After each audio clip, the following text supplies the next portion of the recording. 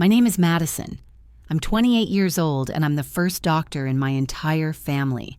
I always believed that on the day I finally heard someone say, Dr. Madison into a microphone, my parents would be there in the front row crying louder than anyone else. I thought a degree, a cap and gown, and 7 years of killing myself for this dream would finally make me impossible to ignore. I was wrong. My mom didn't forget my graduation. She skipped it on purpose. She chose my brother's backyard barbecue over watching me walk across the stage for my doctorate. And my dad, he looked me dead in the eye over the phone that morning and said, "Don't be dramatic. It's just a ceremony." In that moment, something in me snapped in a way I couldn't glue back together. My mom forgot my graduation on purpose. They chose my brother's BBQ over my doctorate. Dad said, "Don't be dramatic."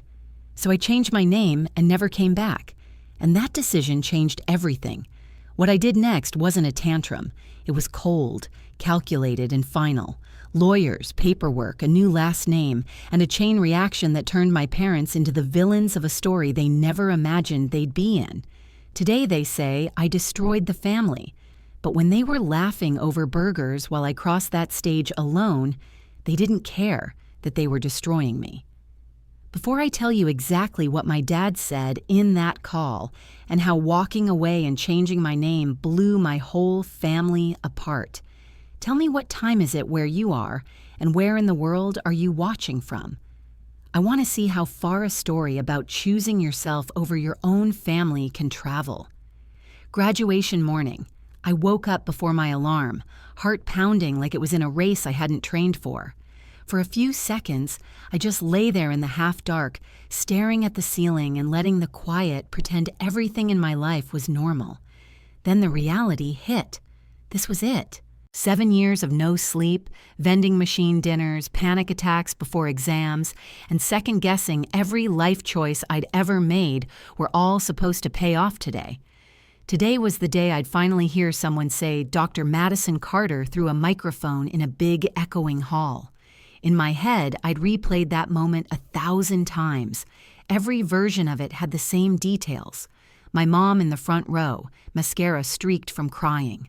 My dad taking way too many pictures on his phone, zooming in too close and cutting off the top of my cap. Both of them standing up before anyone else when my name was called. My brother rolling his eyes and pretending not to care, but secretly bragging later. That fantasy was my fuel.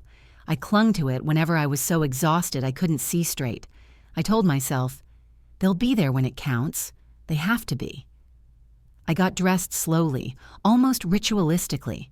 Shower, pressed shirt, the black gown that still felt like a costume. I smoothed invisible wrinkles over and over like I could iron out years of being background noise in my own family. I pinned the cap, adjusted the tassel, then stepped back from the mirror and tried to see myself the way I hoped my parents would see me. First doctor in the family, the one who made it, the proof that all their sacrifices meant something. I'd even spent an embarrassing amount of time decorating the top of my cap with neat white letters.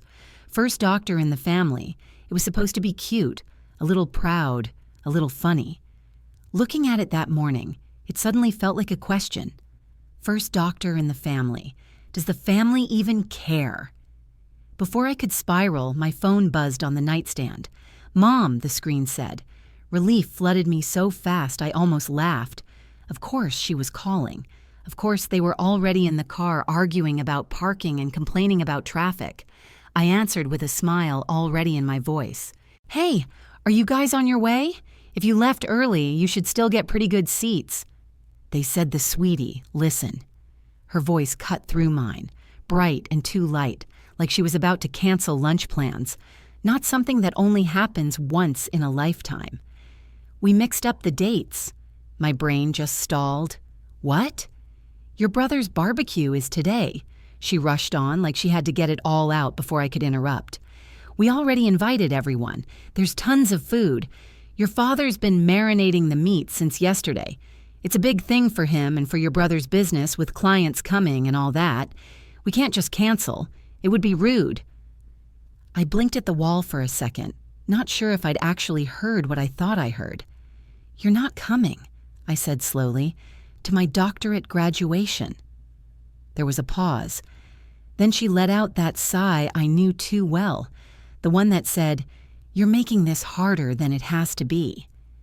"We'll make it up to you," she said. "We'll have a nice dinner next week. We'll dress up. Take pictures with your diploma. We'll post them. It's the same thing. This way, your brother doesn't lose face with his clients." My grip tightened on the phone. "It's not the same thing," I said. "This isn't some random event. I worked 7 years for this. 7 years of exams and clinics and rotations and barely seeing you. This is the one day you're supposed to show up for me." I heard muffled shuffling, then my dad's voice in the background. "Give me the phone." A second later, he was on. "Madison," he said with that calm, tired tone he used when he thought I was overreacting.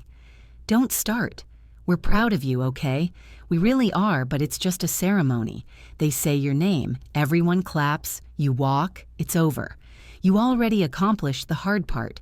You know, we support you." "If you supported me," I said quietly, "you'd be in those seats." He made a frustrated sound. "You know how much work went into this barbecue. Your brother's built his whole network around events like this. People are expecting us. We can't just blow them off to sit in a crowd and listen to a bunch of names we don't know. We'll celebrate properly next week. Don't be dramatic." There it was. The sentence I had heard in one form or another my entire life.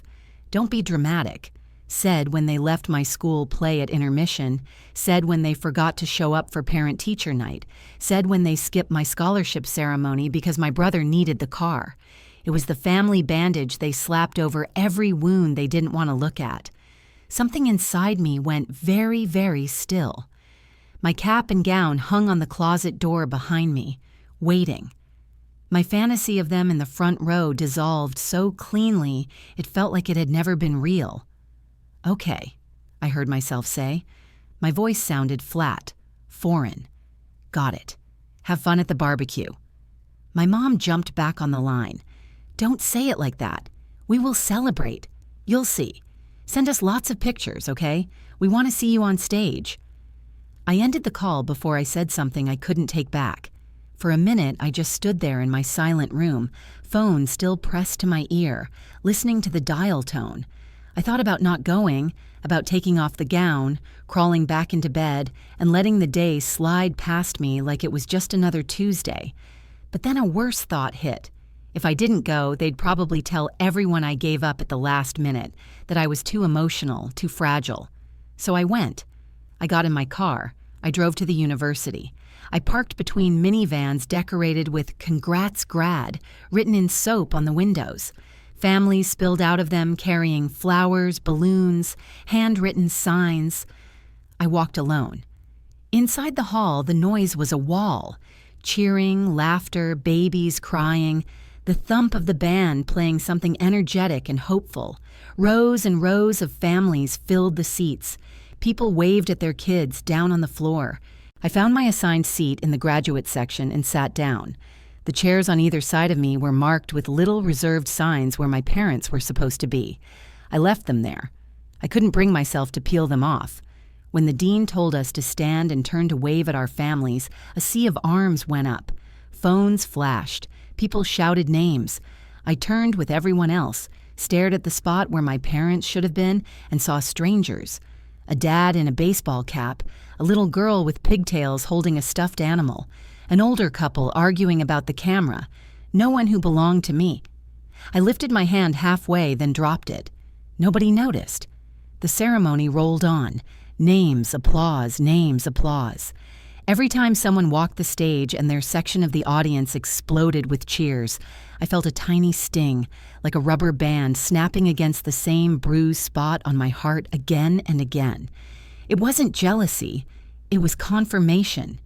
This is what normal looks like. This is what I don't have. At some point, my phone buzzed in my pocket. During a lull, I sneaked a look. A photo from my brother, a perfectly arranged barbecue spread, smoke curling up from the grill, people laughing. My parents were in the background, my dad with tongs in his hand, my mom holding a bowl of salad. They looked relaxed, happy, present. "Wish you were here," the caption read, followed by a laughing emoji and a flame. The timestamp on the photo was the same minute my row was told to stand and move toward the stage. When they finally called my name, Dr. Madison Carter, I walked out into the bright lights and forced a smile so wide it hurt my cheeks. I shook hands with the dean. I took the diploma. I posed exactly like they told us to. Somewhere in the back of the hall, a professional cameraman panned across the crowd, searching for my cheering section, ready to capture proud parents on the big screen. He didn't find any. After the ceremony, graduates spilled out into the courtyard, swallowed by their families.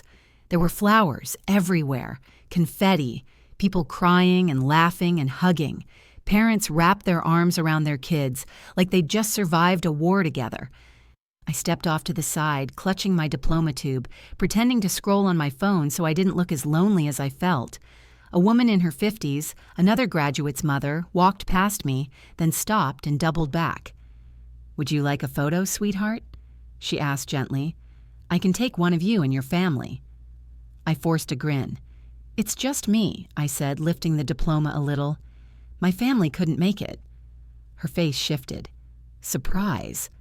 Then something that looked like pity and anger mixed together. "Their loss," she said quietly. "Let me take one of you anyway. You deserve a picture." I handed her my phone.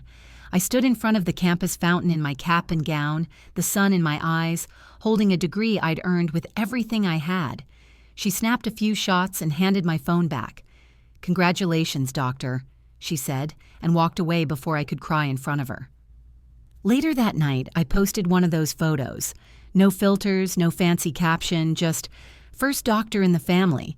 My parents couldn't make it. They had a barbecue." I watched the likes and comments come in from friends from school, classmates, a couple of professors, but the only names I searched for never appeared. No, "We're so proud of you." No, "Sorry we couldn't be there. We made a mistake." Nothing. Just silence on their end and grill smoke on my brother's story. Question for you. If your parents skipped the biggest day of your life for a backyard party and told you not to be dramatic about it, would you swallow it, forgive them, and move on? Or would that be the day you finally believed you meant less to them than convenience? After the ceremony, my classmates drifted into dinners and parties, wrapped in their parents' arms. I went back to my silent apartment, dropped my keys on the table, and stared at the cap and gown hanging over a chair like a joke. My phone buzzed with a few congrats texts and heart emojis. Nothing from my parents until my brother's notification appeared. A crowded backyard, a smoking grill, his friends with red cups, my parents in the background, mid-laugh. "Wish you were here," the caption said with a laughing emoji and a flame. I sat on the floor, back against the couch, and zoomed in on their faces. They looked happy, relaxed, fully present, just not for me. The truth settled in my gut. They hadn't mixed up dates. They had chosen the barbecue over my doctorate on purpose. I opened the family group chat, fingers trembling, and typed, "Today I became Dr. Madison Carter. You chose a barbecue over being there. I won't forget that." Typing bubbles appeared, vanished, then came back. Finally, my mom replied, "We said we'd celebrate next week. Your father worked hard for that barbecue. Your brother invited people. Why are you making this a drama? This is exactly why we didn't want a big deal about the ceremony. No, we're sorry.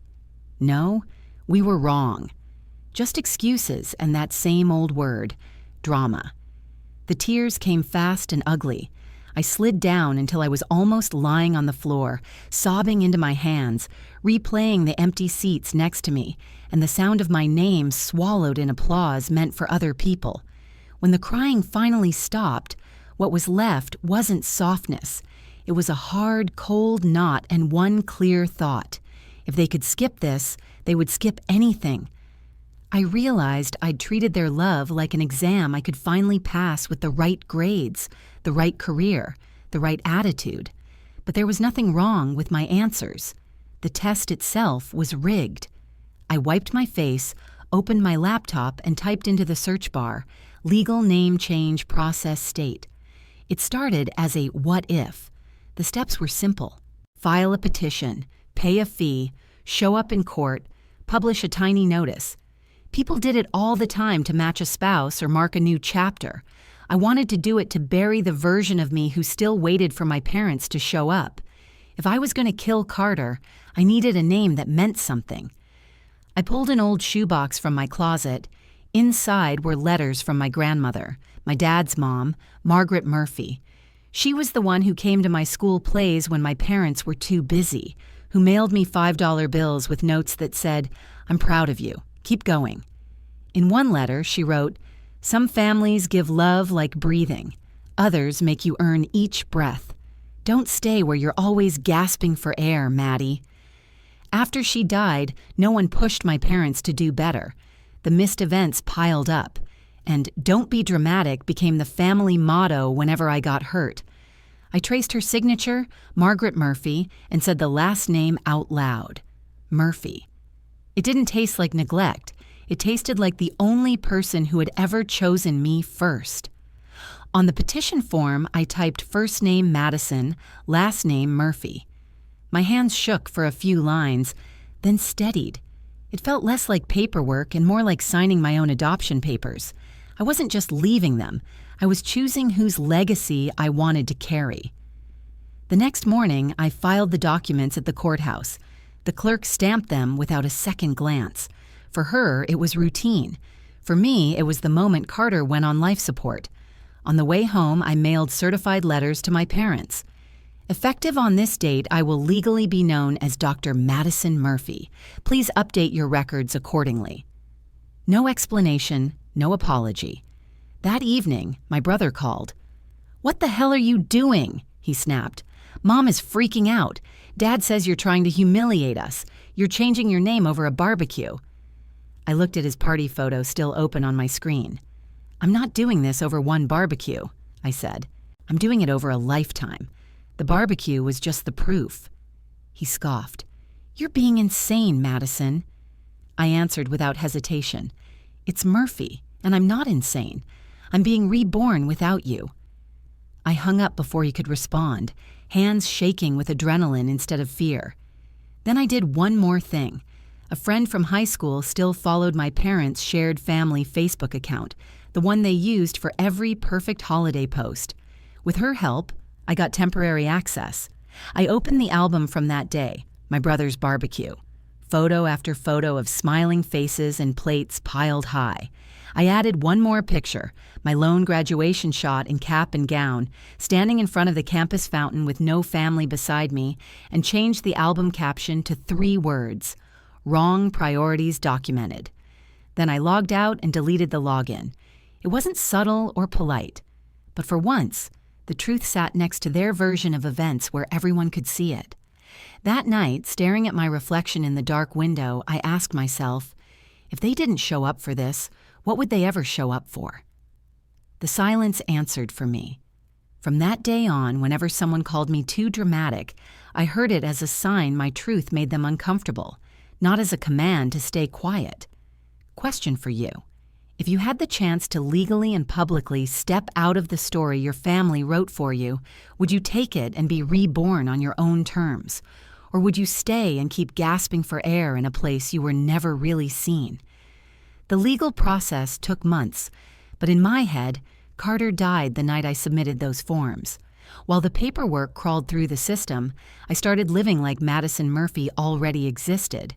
I applied for jobs in another city, some in my field, some in anything that would pay the rent.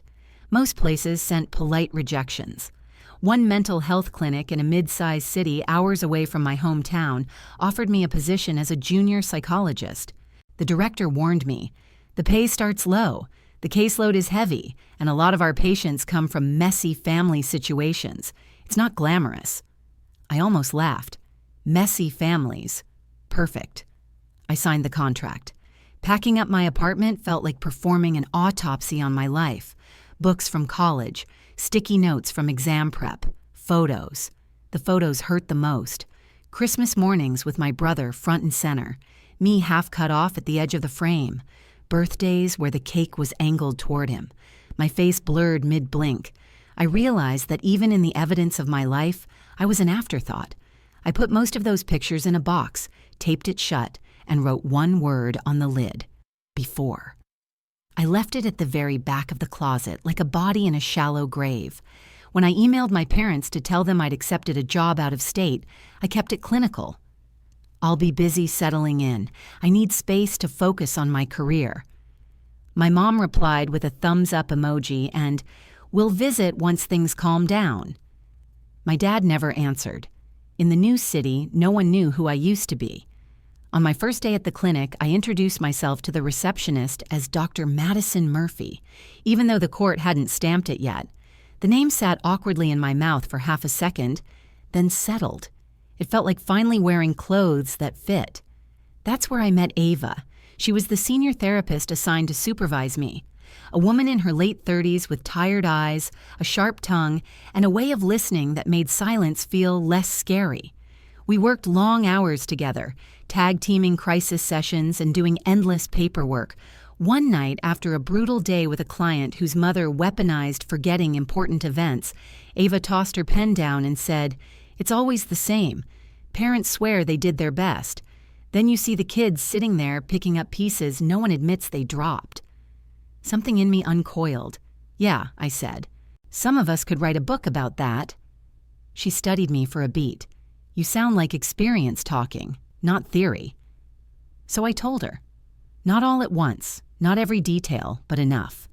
The favoritism, the way my achievements were treated like background noise, the barbecue, the empty seats at my doctorate ceremony. I showed her the lone graduation photo and then, side by side, a screenshot from my brother's barbecue taken at the exact same time. "Jesus," she muttered, "they really chose a grill over a doctorate." Her next question changed everything, so she asked, "What are you going to do with that?" I blinked. "What do you mean?" "There's a difference between a sad story and a revenge story," Ava said. In a sad story, the main character asks, "Why did they do this to me?" In a revenge story, they ask, "What am I going to do with what they did?" That line lodged in my chest. I went home that night and opened a blank blog under a pseudonym, Dr. M. I started writing about family neglect, golden children and invisible siblings, parents who call you dramatic when you point at the wound they gave you. I didn't use names or locations, but the stories were real. One post in particular poured out of me. "When your parents skip your graduation for a barbecue." I described the empty chairs, the phone call, the photo from the party. I ended it with, "Some people will say you're overreacting. Ask yourself why they're more upset about you telling the story than about the story being true." The blog was small at first, a handful of readers finding it through late-night searches about toxic families. Then one post got shared, then another. Slowly, comments started to appear. "This happened to me." I thought I was crazy. "Thank you for saying it out loud." My pain was no longer a secret. It was a signal. Question for you. If turning your trauma into a story could help strangers heal but might one day blow your family's image apart, would you still hit publish? For almost 3 years, I heard almost nothing from my parents beyond stiff holiday group emails and the occasional forwarded meme. I didn't go home. I didn't send gifts. When they called from familiar numbers, I let it ring out. My new life as Dr. Madison Murphy filled up with work, clients, therapy sessions, and quiet, chosen friendships. The blog kept growing. One piece about the ghost child and the golden child got picked up by a mid-sized online magazine that covered mental health and family dynamics. They asked if they could republish it. I agreed as long as they didn't use my full name. Just Dr. M, psychologist name for safety. I forgot about it after I hit send. A week later, my phone started buzzing during my lunch break at the clinic. Unknown number. I ignored it. It rang again and again. Finally, a text. "Madison, please. It's Mom. It's important." I stared at the screen, feeling that familiar mix of dread and stupid hope. I let it go to voicemail. That night, sitting on my couch in the dark, I pressed play. Her voice sounded wrong, tight, panicked. "Madison, if this is still your number, I think that article was about us. People are talking. Your father is furious. Your brother is losing clients, sponsors. They don't want to work with someone from a family that would do that to their daughter. Is that what you wanted? To punish us?" She made it sound like I was the one attacking them, not reality finally catching up. The second voicemail was sharper. "This is our private business. I cannot believe you would paint us as abusers on the internet. It was one misunderstanding, and now you're making us look like monsters." One misunderstanding. That's what she called a lifetime of being second choice and one unforgivable decision. I played the messages for Ava the next day. She listened with her arms crossed, jaw tight. "There it is," she said. "They didn't call because they realized they hurt you. They called because they're finally feeling a fraction of your pain and they don't like it." After work, I checked my email. There was a message from a journalist who specialized in family estrangement and justice. They'd read my piece and wanted to do a longer anonymous interview. "Your story will help a lot of people who are being told they're overreacting to neglect," they wrote. "We think it's important that voices like yours are heard." I sat there staring at the words while my phone buzzed again with another call from my mother. For the first time, I felt the balance of power shift. Growing up, they had the narrative. They told relatives I was moody, too sensitive, always making everything about herself. Now, strangers were reading my version, and instead of calling me dramatic, they were calling it familiar. Days later, my mom finally sent a text that stripped away any remaining illusion. "Please call me. We're desperate." Not "I miss you," not "I'm sorry," just "we're desperate." Because my truth was costing them money, reputation, and the polished image they'd built around being a good family. That night, I sat on my couch, phone in one hand, the journalist's email open on my laptop. I imagined my younger self, 16 and crying in her bedroom after her parents left early from her school awards ceremony to make it to her brother's event. If I answered this call to soothe my parents now, who was I betraying more? Them or her? I whispered to the empty room, "To that girl. If I pick up, am I rescuing them or abandoning you all over again?" Question for you. When someone only reaches out because your silence finally costs them something real, do they deserve another chance or just the consequences of what they did? In the end, I did call back, but not to apologize. "If we talk," I told my mother, "it has to be in public. Neutral place. No yelling, no pretending. It was all a misunderstanding. You tell the truth or there's nothing to say." She agreed instantly, which was almost suspicious. We picked a cafe halfway between my city and theirs, a crowded place with big windows and nowhere for anyone to hide. When I walked in, I spotted them immediately. My mom looked smaller than I remembered, lines etched deeper into her face. My dad looked exactly the same, just older, jaw clenched, arms crossed, anger hiding under a layer of calm. My mom stood like she wanted to hug me. I stopped just out of reach. "Hi," I said. "It's Dr. Murphy now." My dad's eyes flickered. He didn't like that. We sat.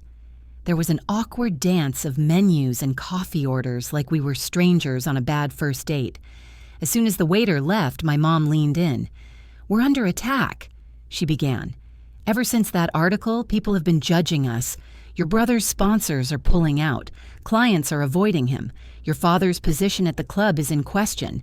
This is hurting our whole family." I pulled my phone out, opened the family chat screenshot from my graduation day, and slid it across the table. My message: "Today I became Dr. Madison Carter. You chose burgers over being there. I won't forget that." Her reply: "We said we'd celebrate next week. Why are you making this about drama?" And beneath that, my dad's voice recording: "Don't be dramatic, it's just a ceremony." "You mean this?" I asked. "This is what I described. You're upset that people finally see it." My dad's mouth tightened. "We made a mistake. People make mistakes. That doesn't mean you get to smear us online and destroy our lives." "Interesting choice of words," I said, "because when you skipped my doctorate graduation, that was not just a mistake. It was a choice. You didn't forget. You prioritized convenience. I just wrote down what happened." My mom's eyes brimmed with tears. "You're twisting things. We have always supported you. We paid for your books, your rent. We were proud of you." "You were proud in theory," I cut in. "But when it came time to show up, you didn't. Not in high school, not in college, and not when it mattered most. Did you forget leaving early from my high school graduation to get to his practice game? Or skipping my scholarship reception because he needed the car?" They went quiet. A couple at the next table glanced over, but I didn't lower my voice. Let them hear. For once, I wanted witnesses. "We tried our best," my mom whispered. I laughed once softly. "No, you tried your best with him. With me? You did the bare minimum and called it parenting. And when I finally pointed at the pattern, you called me dramatic." My dad leaned forward, voice low but hard. "We are not villains in your little revenge story. Families have problems, but you don't take them to the internet. That's betrayal." "You want to talk about betrayal?" I asked. "You betrayed me every time you made it clear I was optional. All I did was stop keeping your secret. That's not betrayal. That's disclosure." I pulled a printed copy of the article from my bag and tapped the pages. "Do you know how many people wrote to me because of this?" I said. "People who went through the same thing. People who thought they were crazy because their families told them their pain was no big deal." "You're not mad that I lied. You're mad that I told the truth where other people could hear it." My mom's tears finally spilled over. "So what do you want? You want us to grovel? You want us to admit we're awful parents?" I met her eyes and didn't look away. "I wanted you to show up," I said. "And when you didn't, I wanted you to own it, not reframe it, not excuse it.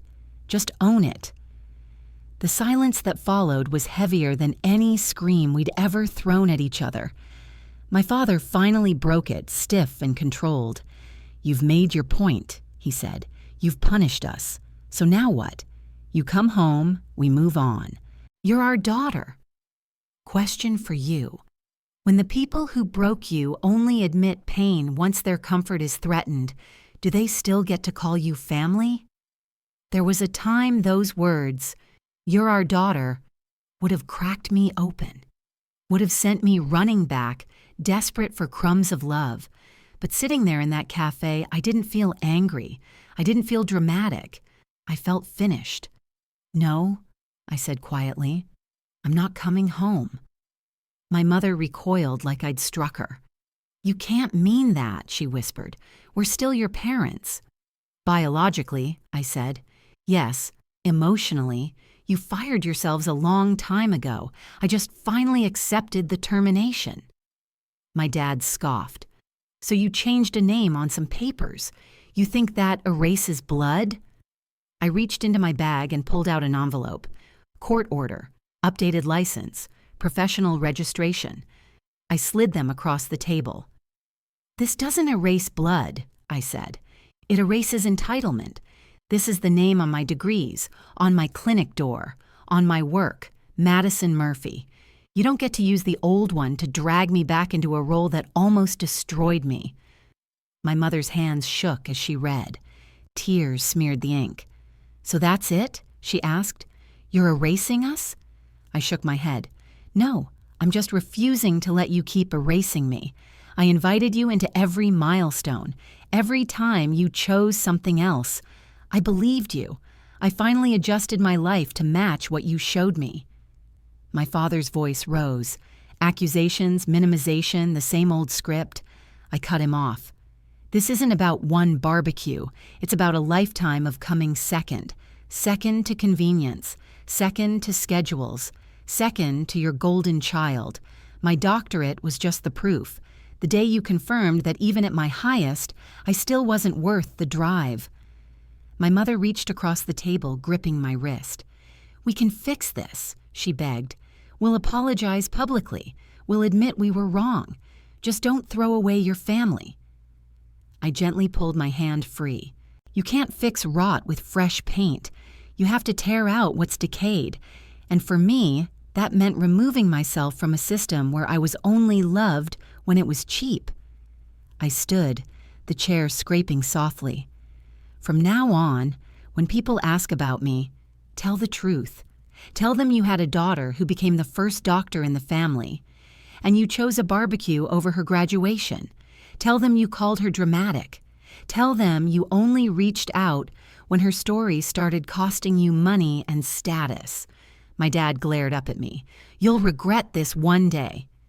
And in that moment, I realized the spell was broken.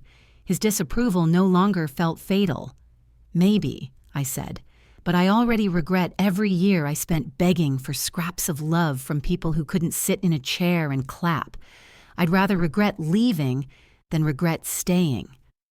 I picked up my bag. Behind me, my mother said my old last name, the way she used to, like a command. It didn't work. I walked out into the sunlight, and for the first time, the word selfish didn't hurt. It felt like self-defense. In the months that followed, the messages came in waves: anger, guilt, bargaining, nostalgia, and then silence. I heard through relatives that my brother's reputation took hits, that my parents complained about being slandered. They still never explained what they'd actually done. That was fine. My revenge was never confession. My revenge was absence. I took myself away. I built a life under a name they don't get to claim. My patients know me as the doctor who believes them.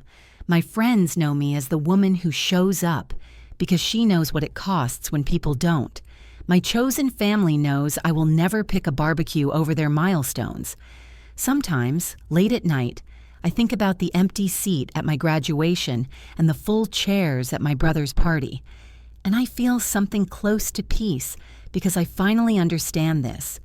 Blood is not a free pass to harm someone without consequence. The real twist isn't that I changed my name, it's that I stopped believing family automatically meant home. So I'll leave you with this. When the people who share your blood treat you like you're optional, is staying to keep the peace loyalty, or is walking away the first real act of love you ever give yourself?